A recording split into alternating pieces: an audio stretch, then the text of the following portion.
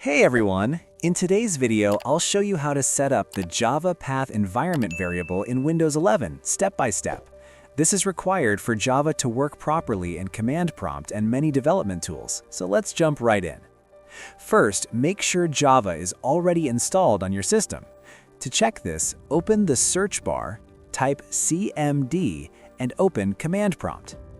In the command window, type java-version. Then press Enter. If Java is installed correctly, you'll see the Java version displayed. If Java is not recognized, go to the official Java website, download the installer, and follow the installation instructions before continuing. Once Java is installed, we can set up the path variable. Open File Explorer and go to Local Disk C. Next, open Program Files. Inside Program Files, find and open the Java folder. Then open the JDK folder. At the top of File Explorer, click on the address bar and copy the full path to the JDK folder. Now go back to the Windows search bar and type Edit the System Environment Variables. Click on it to open. In the window that appears, click on Environment Variables.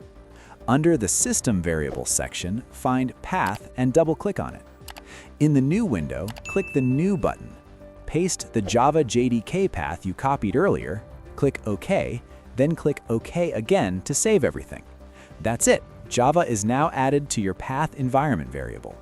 To confirm, reopen command prompt, type java-version and press Enter. Java should now work correctly from anywhere on your system.